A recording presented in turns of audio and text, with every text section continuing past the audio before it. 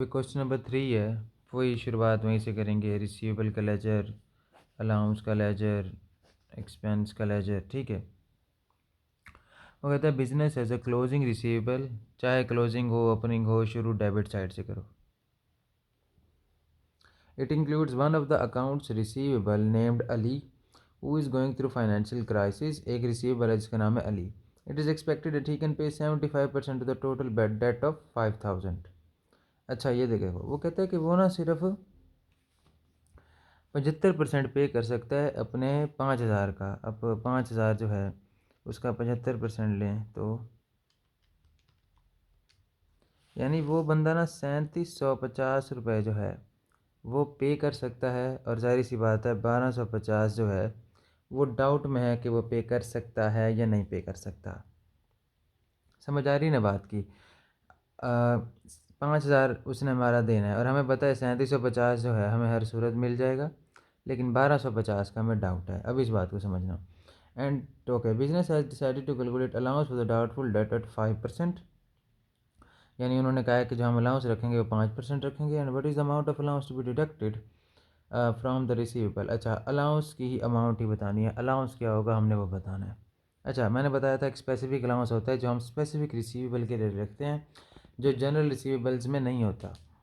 वो हमारा जो डेटर होता है वो एक स्पेसिफिक होता है। अब हमें पता है कि इसने हमारे 1250 में से घपला ये कर सकता है, तो फिर हम 1250 ही इसका स्पेसिफिक अलाउंस रखेंगे। अली का, सारे रिसीवेबल का नहीं।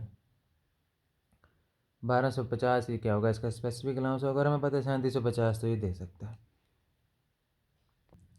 अच्छा, इसके बाद बिजनेस कह रहा है जी वो 5% अलाउंस रखते हैं। निकालो जी जनरल अलाउंस। जनरल अलाउंस के अंदर टोटल रिसीवेबल और उसमें से फिर गुड डेट माइनस होता है, फिर बैड डेट माइनस होता है, और उसके बाद क्या माइनस होता है, स्पेसिफिक अलाउंस माइनस होता है। ठीक है, अब टोटल रिसीवेबल कितने हैं? 75,000। गुड डेट कितना है? ये इसने कहा है ना वो 75% हमें देगा, तो गुड डेट वही होता है जो डेटर में पैसे दे देता है। बैड डेट कोई भी नहीं है, कुछ ऐसा मैंने इस स्टेटमेंट के अंदर बता रहे कि कुछ ऐसा है कि वो नहीं देगा, ज़ीरो। स्पेसिफिक अलाउंस कितना है? ये 1250 वाला। अब जनरल अलाउंस जो आएगा ये 5000 बन जाएगा, और ये 75, 70,000 रुपये जो हैं ये बच गए हमारे रिसीवेबल्स। और इसका 5% निकालेंगे जनरल अलाउंस के लिए। 70,000 का 5% निकालो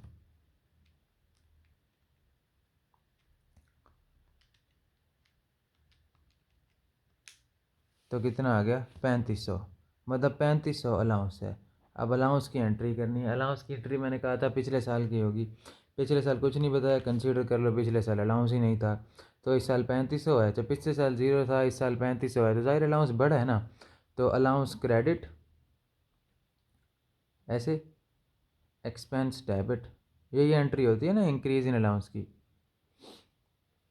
अच्छा, उसके बाद हमने उसने मुझसे सवाल ने पूछा क्या, वो कहते हैं टोटल अलाउंस बताओ।